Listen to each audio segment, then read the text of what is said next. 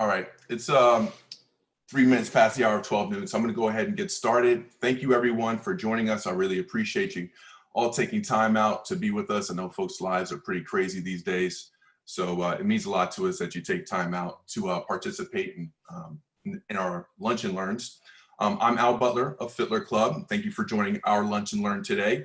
Today's L&L is part of our More Than a Movement series, and we'll be focusing on Juneteenth. What are its origins, why it's important to celebrate, and what does growing awareness of Juneteenth mean for our communities and a nation as a whole as we move forward. That brings us to our guest for this conversation. Dr. Charles H.F. Davis was most recently an assistant professor at the Rozier School of Education and the chief strategy officer and director of research at USC's University of Southern California, Race and Equity Center. Prior to that, he was the director of research at the Race and Equity Center here at the University of Pennsylvania. And in July, he'll be joining the faculty of the University of Michigan as a professor of higher education. He's conducted research on forms of organized resistance, systems of oppression, structures of dominance in education, and its social contexts. Doctor, thank you for joining us today, man. It's great to talk to you again. Yeah, man. Thanks for having me. It's always a pleasure to jump on with you and engage in an awesome conversation. Yeah, I have a little bit of history with the doctor here. When I was on the radio, I interviewed him more than a few times about various issues around social justice. He's a fantastic mind. I'm happy to have him here. He's accomplished all this, and he's only 24 years old, so it's pretty amazing. Congratulations to you also on your newborn. That's gotta be an amazing thing as well. Yeah, man, it's definitely the most important thing happening in life right now. And it's just a blessing to be able to welcome life into the world when so much life is being taken out. So we don't take it for granted, but really enjoying fatherhood and being a parent. Yeah, I want to talk to you a little bit about that. We'll come back around to that. Just a quick question for your next move to Michigan. You're going to be a professor, you're going to be in the classroom. Are you still going to be doing the research? Yeah, so I will still be doing research. The switch for me is moving over to what we call in academia the tenure track, which is a position that allows you to do both research and teaching, but puts you on a pathway that, you know, if you've done amount of productive work over your time, that you will then secure a tenured position. My first two positions were considered contingent or non-tenure track faculty, both as a lecturer and then as a clinical professor at USC. So I'm really looking forward to continuing my research work and that being something that's recognized and rewarded. Awesome. All right, let's get into it a little bit. Juneteenth, I want to talk a little bit about the origins of it. It's been kind of fascinating for me as a young person. I had no idea what Juneteenth was. I actually didn't find out what Juneteenth was, what it meant, and that there were celebrations around it until I was a freshman at Hampton University. And it was very prominent across the South. And then I kind of started to slowly understand what was going on. And over the years, it's been adopted by more folks. I think there's only 2 states at this point, Nevada and Hawaii, that don't recognize it as some form of statewide holiday or at least observance. Philadelphia has its own celebration here. I want to talk a little bit about, though, how Juneteenth even came to be a thing. Yeah, I mean, I think you kind of hit the nail on the head there. You know, the extent to which the nation more generally, but even us as Black people based on our regionality, have different levels of familiarity with the holiday, right? And so as someone who was born in Texas, and my father's from the South originally, my mother's family's from the South originally, even for me, it wasn't something I came into until later, as I would be engaged in broader conversations as we moved around a lot because my father was in the military. And so it became something that was certainly recognized, but it wasn't necessarily a celebration. And essentially in this moment, right, because everyone is kind of jumping on the Juneteenth bandwagon, right? We've seen the state of Virginia, for example, decide to make it a state holiday. We've seen corporations come out now with sort of this Juneteenth conversation. We've seen colleges and universities deciding to officially recognize it, and all as a product of what's been happening in this particular moment, although it's been sort of a present part of people's lived experiences for the better part of a century. And so that really, I think, goes to what we are afforded the opportunity to learn in school, right? What do we learn about history? Whose history do we learn? And the extent to which Black folks' history is not always at the center of that conversation. So being from Texas, I forgot that about you. I won't hold that against you, but that's where Juneteenth originated from, because of the lack of awareness, intentional and unintentional, of enslaved Africans, that they were actually free 2.5 years after the fact. I wanted to talk a little bit about that space right there, and kind of the history of the United States of kind of granting rights to Black people, kind of signing treaties with indigenous folks, and then what the actual execution of that, whatever that was, whether it was a policy, whether it was supposed to be a treaty, whatever that case was that was supposed to provide more equality or more access, was actually slower coming than was presented, at least originally. Yeah, I mean, we even have to go earlier than Juneteenth, right? So we know that Juneteenth comes June 19th, 1865, when General Gordon arrives at the Ashtabula in Galveston, Texas, to sort of make the announcement and proclaim the order that, the emancipation of all remaining enslaved people was going to happen. But prior to that, a lot of folks are at least more familiar, I would probably say even imagine more so in Philadelphia, given our history with federal documents, the Emancipation Proclamation that, is sort of issued, at least initially, in September of 1862. It is formally come into action on January of 1863. And so you alluded to the 2.5 years that passed.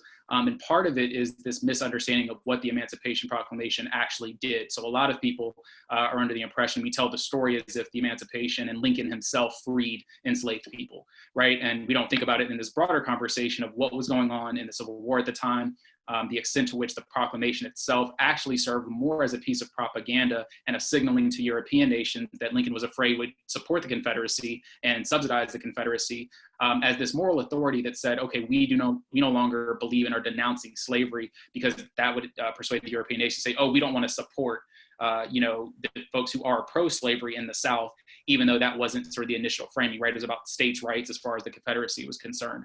And so we see that there is this sort of trajectory in history in which, even with these proclamations, things that are declared by the federal government, that states are unwilling to enforce and follow, right? We're finding ourselves in a moment that it's kind of the opposite in some ways, where the federal government, as we see today, is doing a lot of nefarious and terrible things that states and governors are unwilling to enforce, again, based on this tension.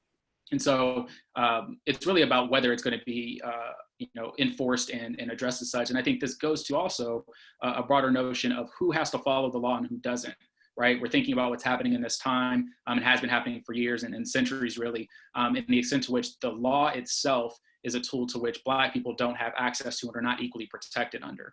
And I think that's very emblematic of what we think of in terms of Juneteenth, where there were plantation and slave owners who decided that we're just not going to abide by this. And it wasn't, today where you could just go to Twitter and it's out there. Now everyone sort of knows in a matter of moments what's sort of going on. The word travels very slowly. And for, a long history of folks who were disenfranchised from the opportunity to read, to engage in literacy practices, you can imagine that news wasn't going to make it unless somebody who was not going to benefit from it being shared actually told the story.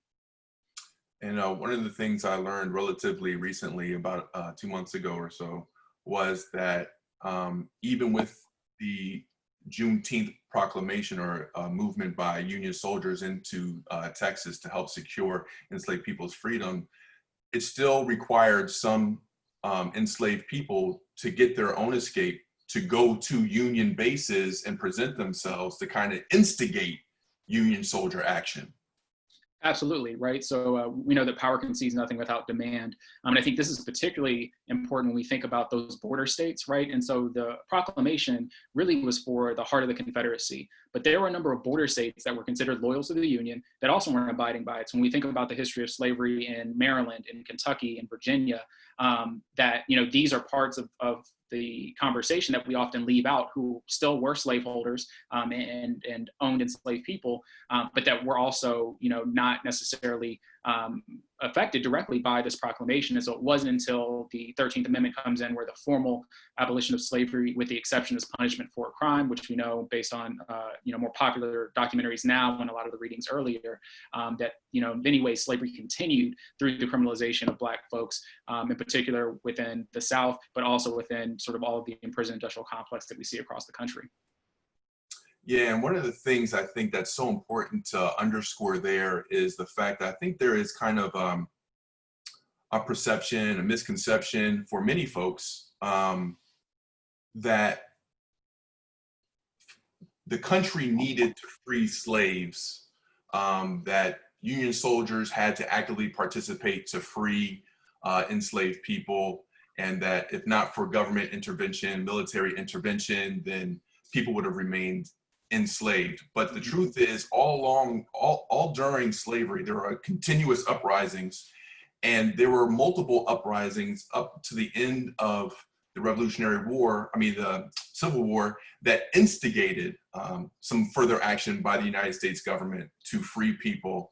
A lot of slave owners were afraid of what happened in Haiti, and those kinds of uprisings did actually get, the word of that did get back, and it did influence how slaves felt about themselves and wanting to find their own freedom. Can you talk about the importance of that coming to the forefront, that enslaved people were proactive about trying to gain their own freedom? Yeah, absolutely. I think we ascribe too much power to governments and to legislators and other bureaucracies that strips away agency from Black people, right? And so, I think we're having a particular internal conversation. We're seeing a lot of this sort of, branding about this notion that, I am not my ancestors, right? And, that's deeply offensive to the many of folks who thought it not robbery to fight for not just their freedom, but the freedom of their children and their children's children.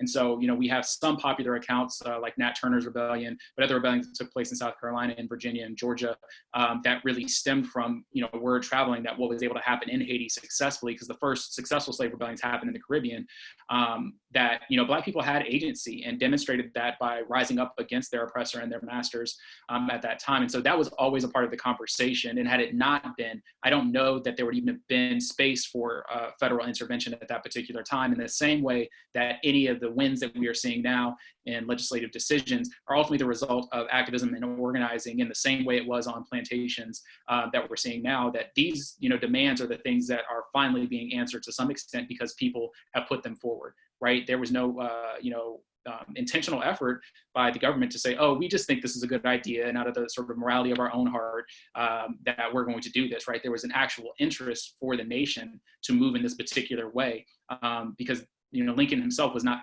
wholly opposed to slavery, as were many politicians at the time.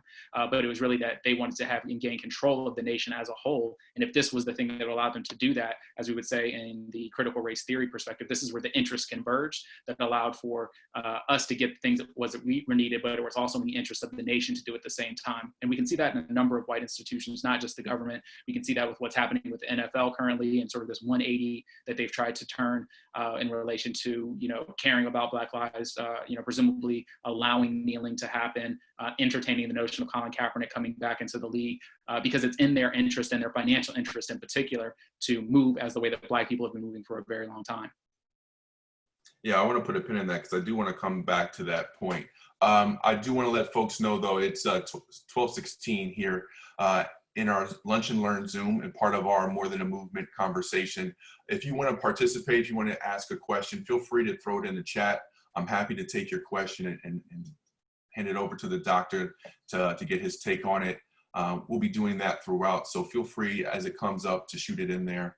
We'll make sure we get to it. Now, talk a little bit about that that agency and kind of the environment that we find ourselves in now. I think one of the things that's interesting when it comes to the last, like, say, 2 weeks is we've really seen brands really either make a 180 or really put their flag in the ground and saying, this is who we are. We believe that Black Lives Matter. We believe that all people should be free. This kind of rhetoric we have not heard from organizations typically of this size. You have one-offs here and there, but it seems like it's now part of the culture.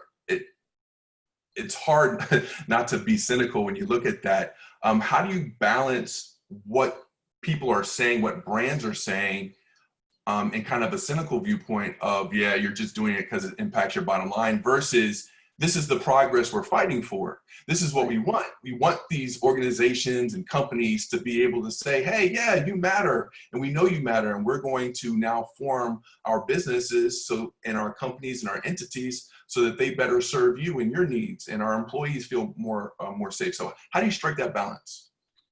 Yeah, I mean, this is sort of at the top of the conversations that I've been having with some of my consulting work with brands and corporations and colleges, universities.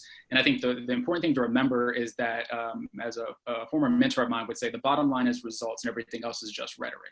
So when a company issues a statement that says we care about Black people and Black lives, then I need to see that in a tangible way, right? And if you don't fundamentally invest in and take care of the Black lives that are in your closest proximity, then it can't be possible that Black lives matter. And so, I've been on conversations with some top executives at companies who have been asking questions about, well, how does the statement need to go? Like, what should we say? What should we not say? And, I sort of push them to think that you can say sort of whatever you want. It can sound great. But if I look at your board, right, or I look at the other leaders that are in your organization, and most of them aren't Black, in a company that builds its brand off the backs of Black people pushing the culture forward, for example, then that's going to be a problem. Right? Because all you're doing is telling me something that is actually not happening in practice.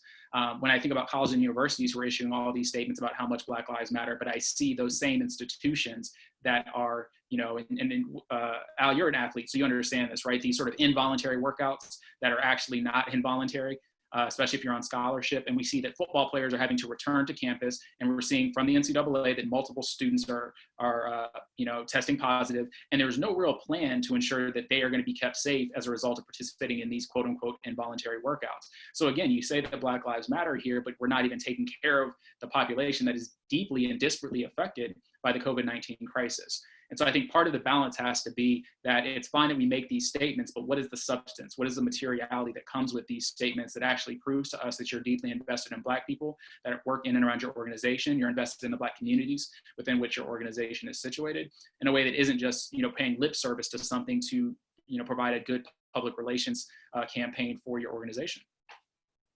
How can folks who are both directly impacted and people who are allies to the various causes, how can we all work together to kind of leverage these companies, ones that have put their flag in the ground and said that this is something that they believe in, and those who haven't come around yet? How do we take that collective power and hold them accountable? Well, I think the first thing is that we follow and listen to Black people. And in particular, we listen to Black women and to Black trans and gender nonconforming folks, because they've been leading the way for a long time. And as we know, in this leaderful movement that we have now, that the single male charismatic leader isn't the person that should be the mouthpiece for what is going on. We know through the Combahee River Collective that when the least of us is free, then all of us will be free. And so we actually need to be deferential and take up less space than we are accustomed to. And for those of us that are in positions of power and privilege, it's important that we take the space that we do have to create space for those voices to actually speak for themselves, and rather than speaking on behalf of them. Somebody tweeted, I think earlier today, for white folks that work in corporations, when's the last time you've hired a Black person? And I sort of added to that and saying, well, even more so, when is the last time as a white person you actually took a step back from a role, perhaps that a person of color or a Black person specifically was more qualified for, right? And so I think there has to be a willingness to take risks and to give up something in order for us to all move forward, right? We can't try to diversify organizations if all the white folks stay in the same positions that they've been in. Right? That's actually numerically not possible. So what does it mean to actually take a step back to ensure that there's more space for folks to be at the center of the conversation who have been pushed into the margins?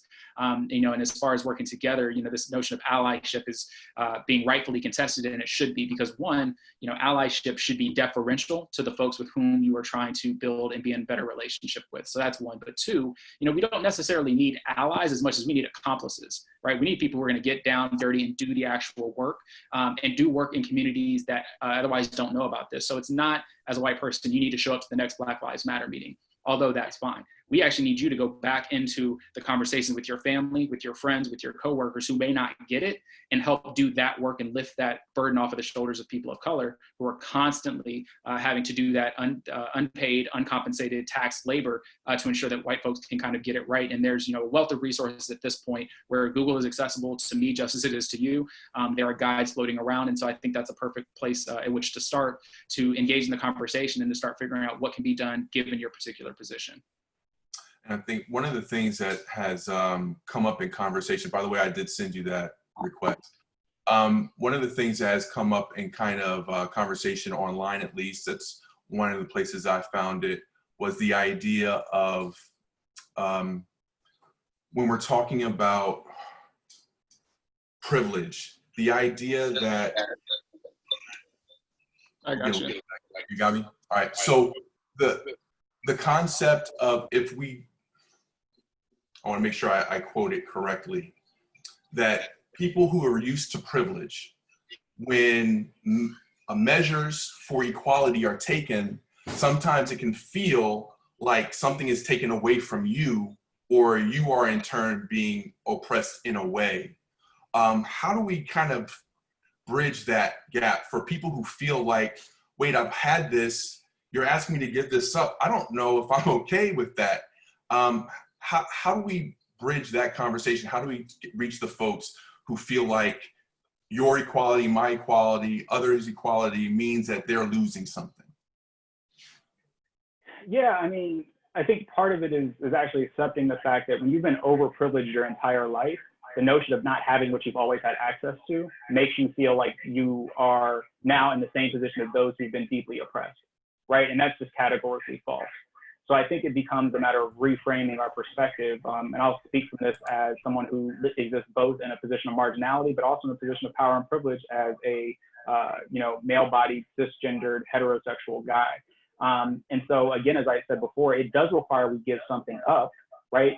Because you don't really have like overprivileged and privileged. You have overprivileged and underprivileged, and they work in what we consider a symbiotic relationship, right? And that when we think about wealth in this country, that the top, 1% acquires the majority of the wealth, and this is sort of part of that Occupy class-based conversation. And we could actually all have more if wealth wasn't accumulated at the top, and it's the same thing with power. It needs to be diffused, right? It needs to be pushed out to more people. And so I think folks actually just have to get comfortable with the notion that I will have to give up something. I will not have all the access to every single opportunity, and actually accept that the access you have to an opportunity isn't simply because you worked hard. We know if hard work was the measure of success, then working class people would be as wealthy as with the top 1% who does less work, right? And so we actually just need to accept, for a matter of fact, that I get opportunities in part because I am maybe fairer skinned than some of my counterparts, right? I have 2 middle initials and a PhD, and I work at a fancy white school. And these are all things that help me get into positions to do things that other folks are, intentionally excluded from. I have to own that and know what it means to act with a certain ethic of care and responsibility. So again, create space for other folks to speak for themselves in that conversation. And so, yeah, it does mean that, you have to realize that I am going to lose and give up something, but perhaps that is something to which I was only entitled because of my whiteness or my maleness or my, cisgender or heterosexuality.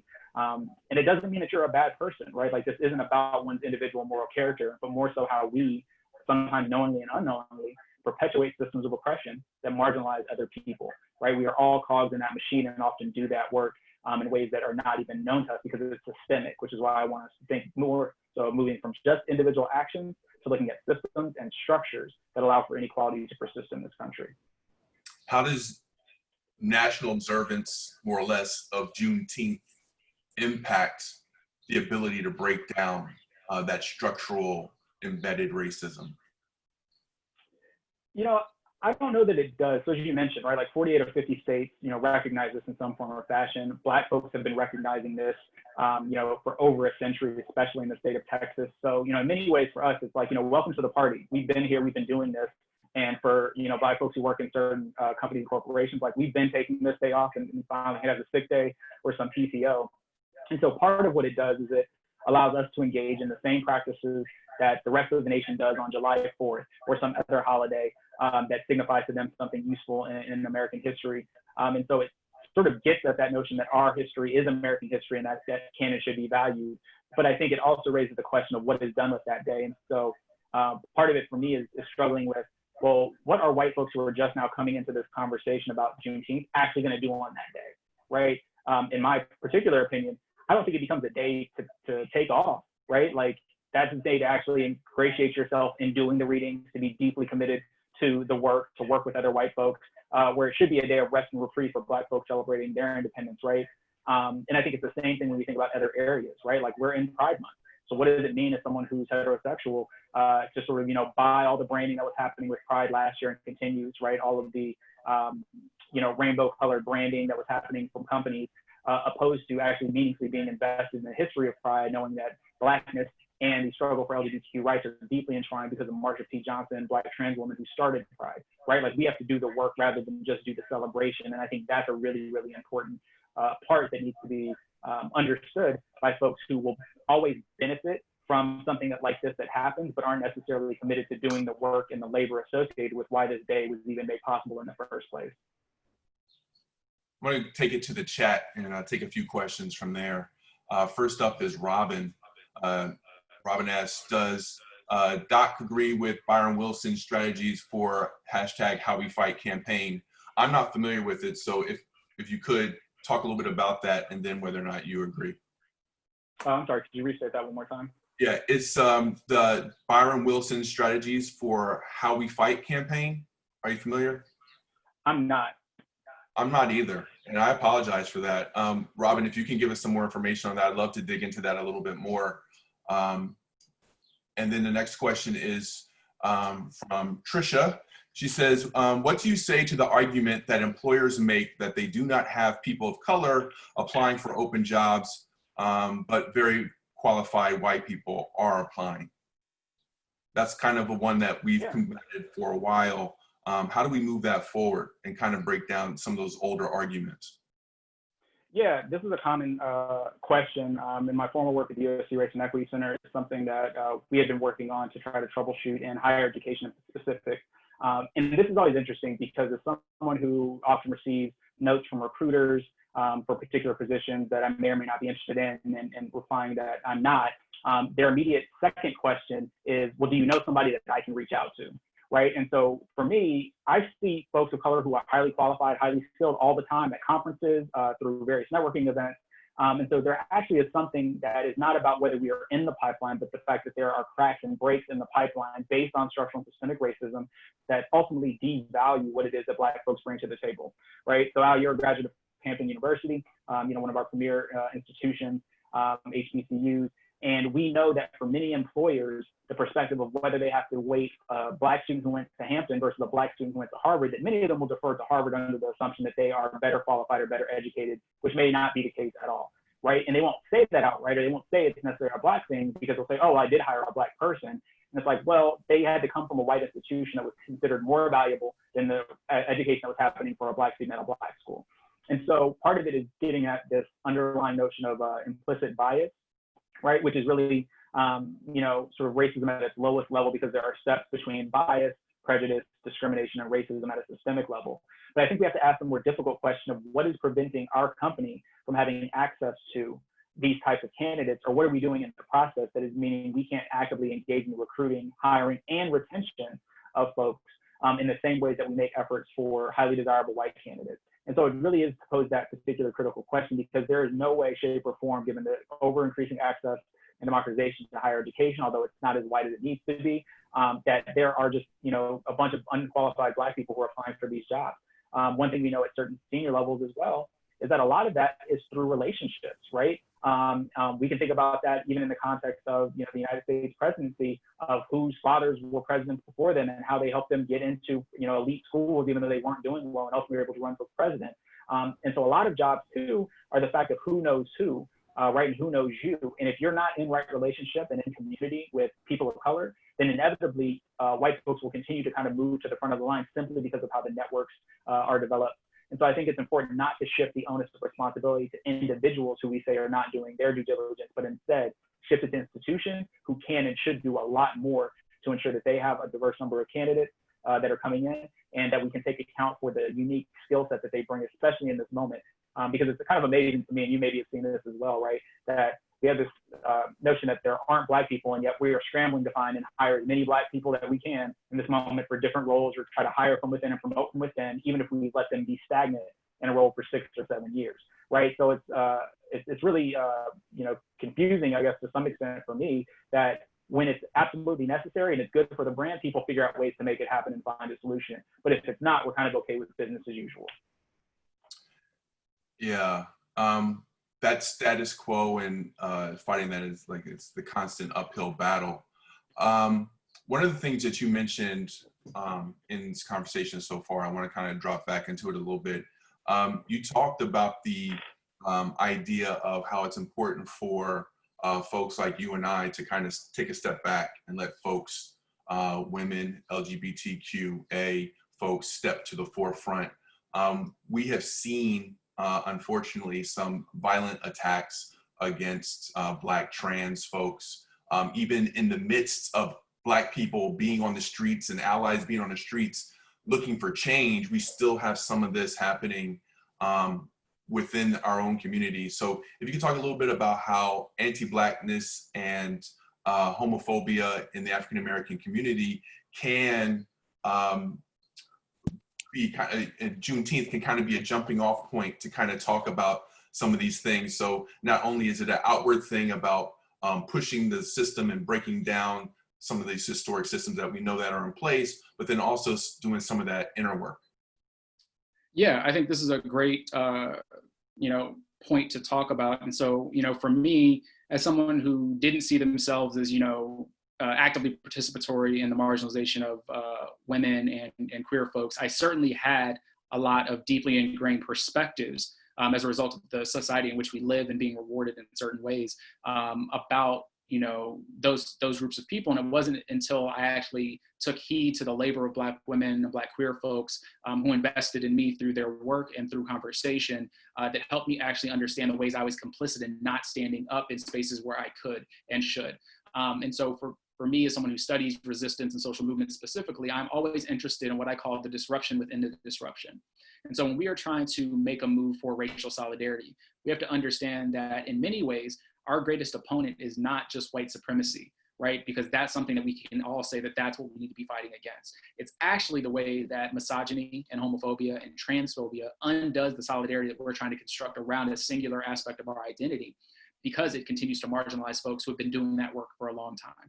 And so we might see, as an example, something in the Black church for one, the extent to which queer and gender non-binary folks have been marginalized in that space, despite being the folks who are doing a lot of the labor to ensure that the Black church can be sustained.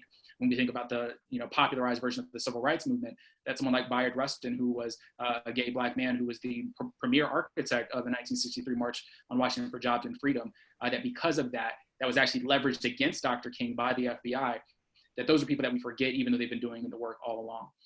And so I think that becomes really important, is that if we are actually trying to build, when we say something like Black Lives Matter, which is started by Black queer women, in terms of the narrative as well as the network, that we mean all Black lives, right? And so it's not just when we think about the conversation that was generated nationally about George Floyd or about Trayvon Martin or about Michael Brown, but that we need to make sure that we don't forget about those for whom we need to say their and her name, right? The Breonna Taylors, the Atatiana Jeffersons, the Ayanna Joneses, and so many other folks who have been affected deeply by not just police violence, but citizen vigilante violence. When it comes to Black trans women, the number one perpetrator of violence against Black trans women are Black cisgendered heterosexual men or presumed heterosexual men, right? And so that violence isn't coming just from without, but coming from within our community. And Black men can't say that we care about Black lives if we don't actually meaningfully care and do the work to ensure that those Black lives who are not men and that are in our immediate proximity don't matter as well.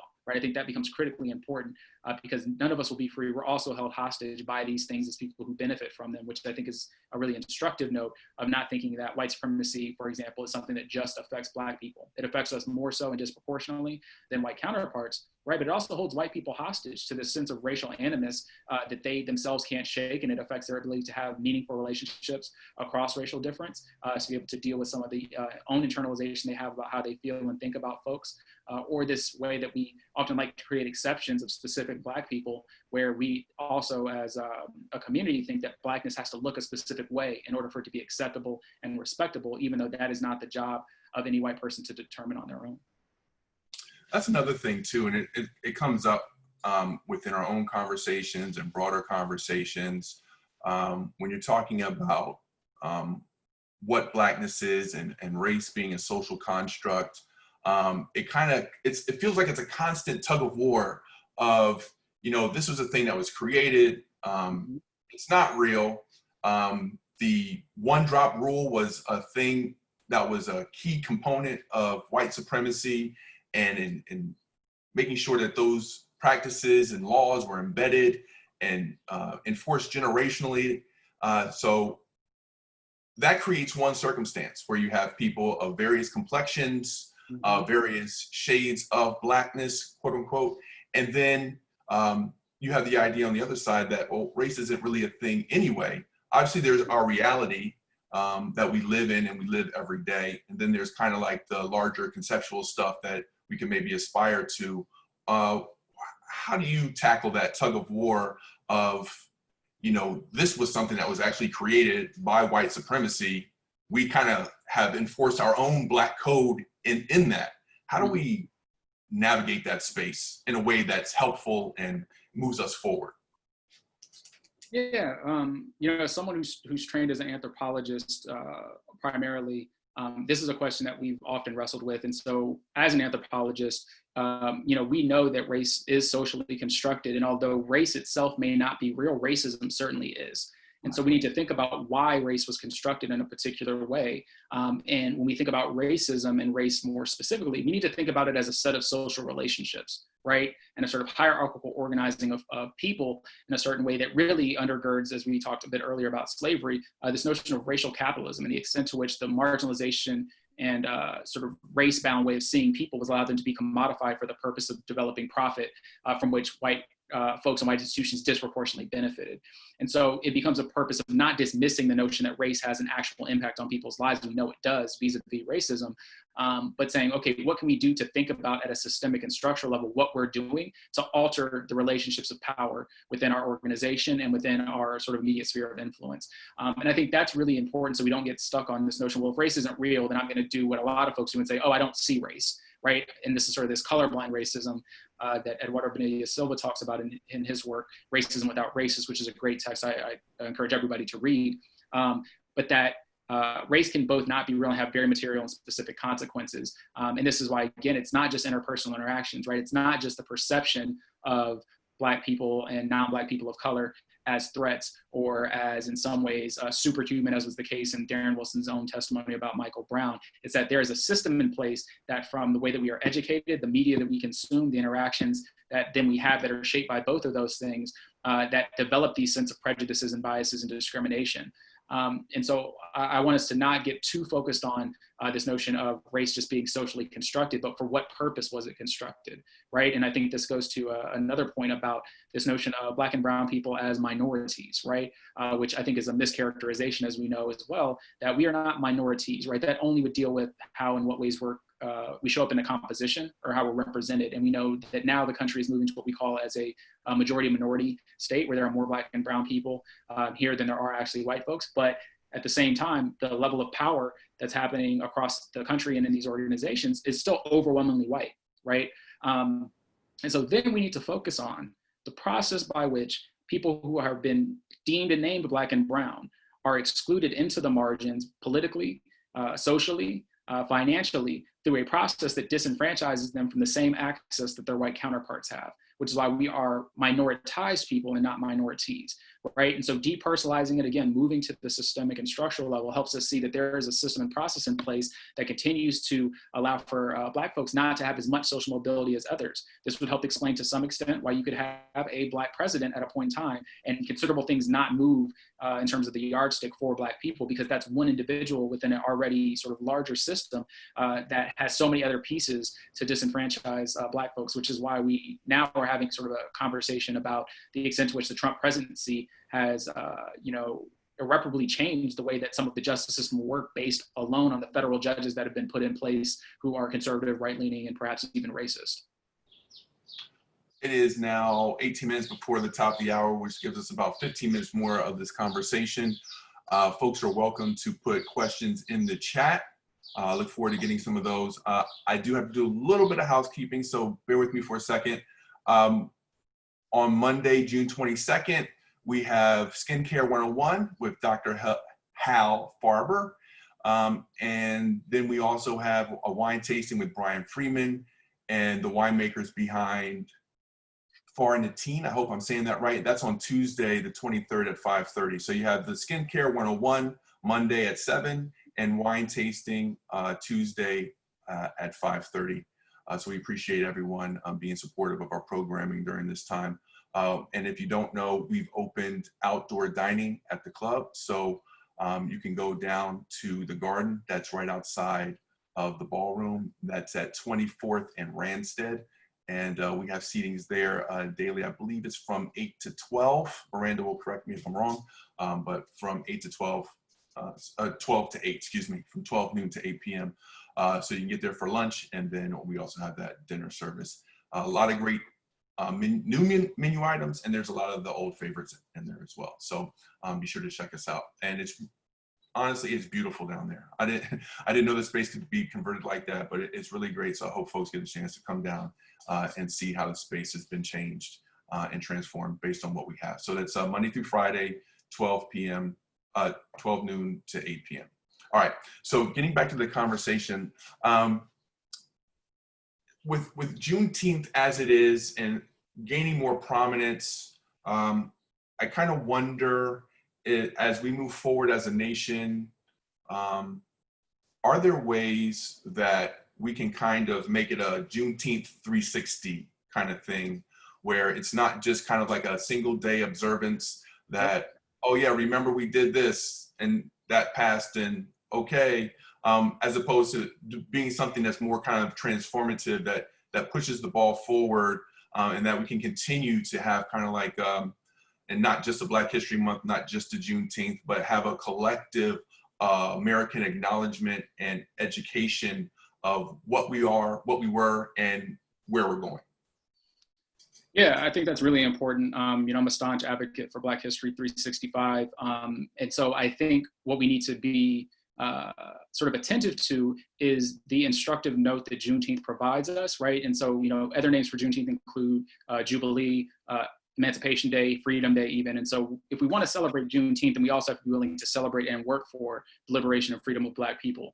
And that means that as we know, again, from the 13th Amendment, that slavery was abolished only in the extent of it not being for a punishment of a crime. And as we know, through the railroading of Black people into the criminal justice system and being those who occupy the majority of the seats in these for-profit and privatized prisons, that we can't say we care about Juneteenth if we're actually allowing for the continued incarceration of Black people, especially for these low-level offenses, which is a broader conversation perhaps for another day about whether the prison itself is obsolete.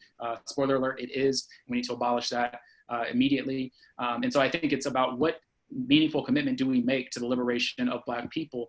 And part of that is saying if we accept Juneteenth as something we need to recognize, then we can't continue to deride organizers and protesters who are in the street fighting every single day for Black lives, right? And if we do that, then we have to sit with and actually accept the hypocrisy of the very nation itself, right? That one is predicated upon these sort of moral pleasantries, if you will, that fails to, as Barbara Jordan once said, be as good as its promise. And so if Juneteenth becomes a thing that we're actually invoking on an annual basis and across the years, then it means we have to be willing to fight for, in a meaningful way, Black liberation and freedom. And I think some of that is, based on some of the conversation that we had today, and some of it will look very, very different. At minimum, it's the extent to which, again, as we're having a conversation about defunding the police, that we are willing to take away resources from a highly militarized and armed police force and actually invest them in Black communities and invest them in Black people. Because in many places, I don't think Philadelphia is any different than in LA or New York, like a good portion of the budget for that municipality is spent on police, and it could be spent on social services that would render the police function as obsolete. And so we have to be willing to answer some of those more difficult questions about what does it really mean to deeply be committed to what Black liberation looks like, and then get out of the way as somebody who isn't Black and listen to and let Black people lead to their own pathway of knowing what liberation looks like, not one that is determined by the outsider, but is in fact predicated upon the demands of those inside the system right now. Yeah, I'm glad you mentioned that. We've seen news come out of Minneapolis from the city council saying that they've moved forward with legislation that is going to significantly change how the police department is funded and how it is even shaped. There's other conversations around the country around, reforming a police department, what that looks like, and or budgets and how to kind of reassess those budgets and change what those monies are allotted to. Philadelphia recently canceled $19 million increase in police funding and moved an additional $14 million from the budget into other spaces. And that's between the mayor and the city council negotiating that. So I think a city like Philadelphia that had the statue of Mayor Rizzo up who was kind of seen as the George Wallace of the North, to within a week and a half, remove his statue and to do some of this refunding, I'll say, taking away monies and resourcing it differently, I think is a major step. But how do we make sure that that is real and continues and isn't kind of like, in the scheme of things, I think if you look nationally, police budgets total up something like $150 billion. How do we make sure that when people are making those budgets or making some of those changes, that it's not like 0.10%, even though it may sound like a big number because the number is so large overall, that it's actually not the percentage that we're dealing with? How do we make sure that those are actually concrete numbers that actually can do real work in the communities and for education and poverty and those kinds of things? Yeah, I mean, it's really based on the ask. And again, organizers and police abolitionists have been doing this work for a really long time, and they're specific. And part of it is that, the cities and the counties who are making some of these steps, they're trying to sort of appeal to the broader public opinion that isn't as knowledgeable about how these things fundamentally work. And so again, if we're going to let and create space for Black people to do the leadership that they've already been doing, then we listen to what they're saying, where they're actually asking for specific percentage decreases in the budget, if not completely, and specific increases and dollar amounts to be reinvested in those communities. And so, a city's more likely going to tout out X amount of billions of dollars have been taken away, but will not really make clear what the percentage of their budget that actually is. So we need to continue to push, and we need folks who have access in those spaces that a lot of organizers and activists don't, or when they do, they're co-opted based on other promises that are being made, to speak up and advocate, right? When we think about the tax base that happens, and I think about this in the context of schools in particular, that most of school funding is derived from a property tax that's hyper localized, in which cities would have very different outcomes for schools located in specific areas than others based on the property value assumed because of limitations in disenfranchisement, redlining, and Black ownership. So what would it look like for those communities to actually say, we don't want all of the resources derived from our property taxes just to go to our kids, right? That poverty shouldn't be a death sentence when it comes to getting a quality education. And we want to pool that money together to be more equitably distributed to the schools that don't have something, to have more of what they need, to have just like a basic sense of sufficiency for the educational enterprise in their communities. And so I think it's going to take pushing. It's going to take people who have not otherwise been a part of the conversation to join. It's going to take people to use those relationships they might use for personal benefit and gain to actually help move communities forward. And the thing, again, is to ask the critical questions of where we're spending our money and why we're spending it the way that we are.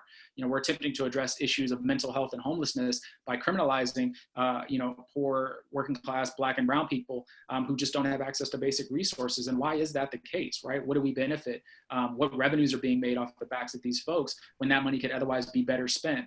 Because there's no justification for, say, New York City having $6 billion be spent on the NYPD when teachers are having to buy their own supplies for their kids. Right, this is ludicrous, and we need people to speak up who have the seat at the table, and again, follow Black and brown leadership about what's been happening, to know that we need massive decreases in these budgets, if not completely eliminated, for a defunding movement, toward an divestment movement, all the way towards the abolition of police as we know it. I saw, just anecdotally, I saw a video today on one of my timelines of a police department. I can't remember where it was, but it was a small town where they basically had just a couple of precincts and a relatively small police force, and they were just gifted, I think it's called an MRAM, but this giant vehicle that you would see on the roads of Fallujah or in Afghanistan. It's meant to absorb an IED fully and keep going. And now a police department that barely has citizens has this. It's like, why do you need this vehicle? What is going to be the circumstance in which you're going to need this kind of militarized piece of equipment? And we kind of saw some of those things play out during those protests that we saw over the last few weeks that are actually still going on, even though the media is not really covering it as much as they were. Seeing police, it's almost like they're excited that they get to use these new toys that they haven't had the opportunity before. And it happens to be against American citizens. That's a whole other thing, but just that dynamic in and of itself is one that I think it really has to go away. But we really have to dig deep into that and push back against these departments that are using actual military weaponry and equipment to handle what we would call peaceful protests and people who are using their First Amendment rights. Go ahead. I was just saying that's a federal program, right? The Department of Defense 1033 program is what subsidizes and pushes militarized resources from this inflated Department of Defense budget to local law enforcement agencies, right? So then when we think about what we're voting for and who we're voting for, right, we need to be able to apply pressure on folks that are in Congress and in the Senate, right, to actually meaningfully take on the 1033 program and stop it from even happening. There is no reason why localized police should have military-grade weapons to use against citizens otherwise engaging in peaceful protests, right? When police show up, things escalate and things turn violent. Otherwise, it's perfectly fine. But you show up to a tank on Flatbush Avenue, right? Or you've got a sonic boom machine rolling down Broad Street, right? These are problems because you're using it against everyday citizens. Mind you, in the city of Philadelphia, as we know, win or lose a game, right? Broad Street is going to be on fire. Right, we're going to grease the pole, but we're not going to be arresting those white folks in a particular kind of way, right? We don't have that possibility of them ending up like Freddie Gray. And so we really need to challenge this sort of, again, systematic way that police are being subsidized, being funded, and being, encouraged to engage in military types of activities, especially as more veterans who are displaced for various reasons from the military, and we can talk about the industrial complex later, are moving into police forces with those same attitudes and skill sets that were better used for a war scenario and using them on everyday citizens. Yeah, that's a whole other conversation. I actually was at both the Phillies World Series night, and then I was at the same night for the Eagles when they won the Super Bowl, and I definitely saw overturned cars set on fire with my own eyes. So I know all about that firsthand. It is time to wrap up. Charles, man, first of all, thank you for joining us. I really appreciate it because, I mean, you're moving cross country, you're dealing with a quarantine, you're constantly having to be tested and kind of sequester while you wait for test results. You have a newborn, and you're making time to visit your family as well and trying to figure things out. I'm so happy you were able to make some time for us. Do you want to share some last words with us?